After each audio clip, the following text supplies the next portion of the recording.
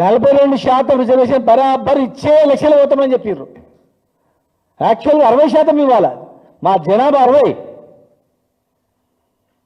జనగణన చేసి జనాభాను తక్కువ చేసి చూపించి మీరు గింతే ఉన్నారు అని చెప్పి చేయించడం రోల్ మోడలా?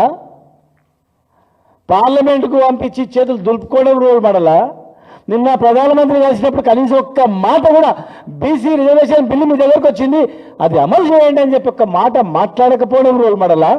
ఏంది రోల్ మోడల్? ఇంకెన్ని సంవత్సరాలు దగా చేస్తారు, మోసం చేస్తారు. ఇవాళ ఎంతోమంది విజ్ఞానవంతులు చదువుకునే వాళ్ళు ఉన్నారు, అన్నీ గమనిస్తూ ఉన్నారు. మీరు చెప్పింది ఏంది, చేసింది ఏంది?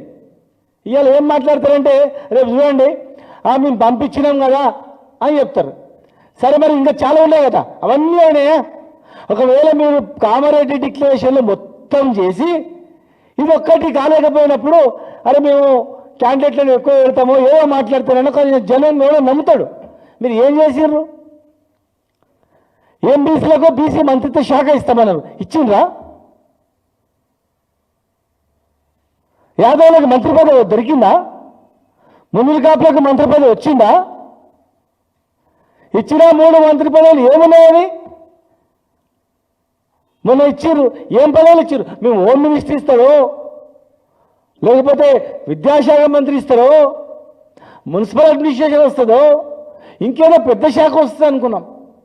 ఏదో ఒక మంత్రి తూతు మంత్రంలాగా అనిపించేసారు. 60% జనాభా ఉన్న వాళ్ళకు 3 మంత్రి పదవులు. ఓట్లప్పుడేమో ఓట్లు కావాలి, ఓట్లు పడ్డాక మాత్రం మరి మంత్రి పదవుల్లో సరే మేము 60% చెప్తున్నాం. మరి మంత్రి పదవులు మీరు అన్న ప్రకారం 47% మంత్రి పదవులు అవసరం లేదా? 60% కార్పొరేషన్ చైర్మన్లు ఇవ్వాలంటున్నాం. సరే మీరు అన్న ప్రకారం 47% చైర్మన్లు ఇచ్చిర్రా? సంవత్సరానికి 20,000 కోట్ల బడ్జెట్ కేటాయిస్తామన్నారు, ఇచ్చిండ్రా? ముద్రాజ్లలో బీసీ ఏ గ్రూప్లో వేస్తామన్నారు, చేసిండ్రా? 6 నెలల్లో యాదవులకు గొర్రె స్కీమ్ ప్రారంభిస్తామన్నారు, ప్రారంభించిర్రా? మా ఎంబీసీ కుల వృత్తులను ప్రభుత్వం చేస్తామన్నారు, డైరెక్ట్గా 10 లక్షల రూపాయలు అకౌంట్లో వేస్తామన్నారు, వేసిండ్రా? ఏం చేసిండ్రు? ఈరోజు సివిల్ మెయింటెనెన్స్ కాంట్రాక్టులో 42% రిజర్వేషన్ ఇస్తామన్నారు, దానికి ఎవరు అడ్డం వచ్చిండు? సివిల్ కాంట్రాక్టులో 42% ఇవ్వడానికి ఎవరైనా అడ్డం వచ్చిండా? 42% మంత్రి పదవి వేయడంలో ఎవరైనా అడ్డం అడిగిండ్రా? ఏం జరిగింది? బీసీ సప్లాలకు చెడ్డ పద్ధతి తీసుకొస్తామన్నారు. ఎక్కడి నుంచి చెడ్డ పద్ధత?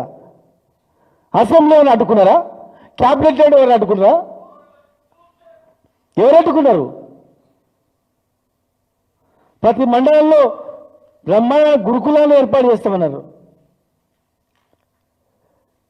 ఎంబీసీ కులాలకు మంత్రిత్వ శాఖ అని చెప్పారు. మరి ఎంబీసీ కులాలకు మంత్రి లేదు, ఎంబీసీ కులాలకు మంత్రిత్వ శాఖ లేదు. కేవలం 3 మంత్రి పదవులు ఇచ్చి, అది కూడా అదో ఇచ్చినట్లు ఇచ్చి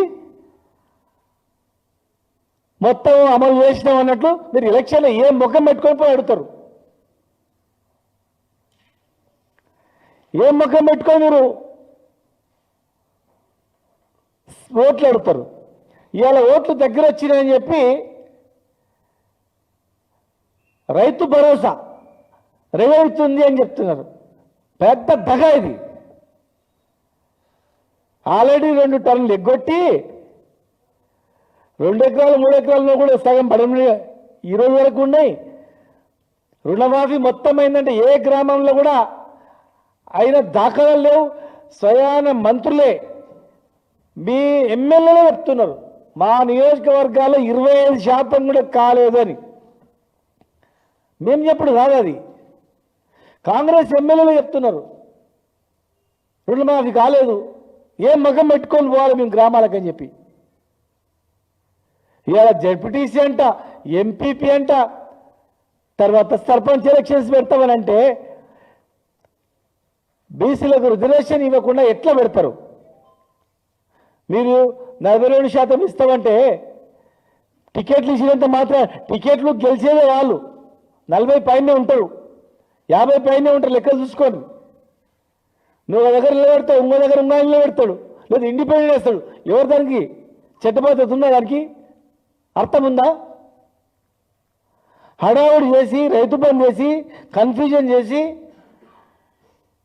మళ్ళీ మోసం చేయాలనే ఒక ప్రయత్నం తప్ప ఏం చేశారు చెప్పండి మీరు బీసీలకు? అణచివేత, కేసులు, కుట్రలు, కుతంత్రాలు తప్ప, ఓట్లు కావాలి తప్ప వాళ్ళని మనసులుగా చూసినటువంటి పరిస్థితి ఉందా? నిన్న కాక మొన్న ఆర్టీఏ కమిషనర్లు వేసారు. ఒక్కరైనా ఉన్నారా? ఒక బీసీ దొరకలేదా? ఒక బీసీ మీద దొరకలేదా? ఏ పదవులు వచ్చినా కూడా పనికి మాలిన పదవులు బీసీలకు ఇస్తున్నారు. ఇట్లేదో బొక్కవాడేసినా వాడేస్తున్నారు, వాళ్ళతో ఏదో అర్పిస్తున్నారు. ఖచ్చితంగా 60% రిజర్వేషన్ ఇవ్వాలన్నాం.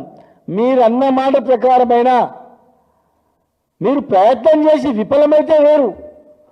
ఒక డెలిగేషన్ మేము ప్రధానమంత్రి దగ్గర తీసుకుపోలేదు, కనీసం ప్రధానమంత్రికి రిప్రజెంటేషన్ ఇవ్వలేదు, అడగలేదు. ఒకవైపు భారతీయ జనతా పార్టీ కూడా మేము బీసీలను అది చేస్తాం ఇది చేస్తామని చెప్తున్నారు. అసలు గిజ్జేయండి, ఇచ్చేయండి. మీకు పంపించినామంటే పంపించింది అడగలేదు, చేస్తాయనని నిలదీయలేదు. ఏ ఒక్క పార్లమెంట్ సభ్యుడు కూడా పార్లమెంట్లో మాట్లాడలేదు, ప్రధానమంత్రి ఒక డెలిగేషన్ కలవలేదు. ఇంకెన్ని రోజులు ఈ మోసాలు?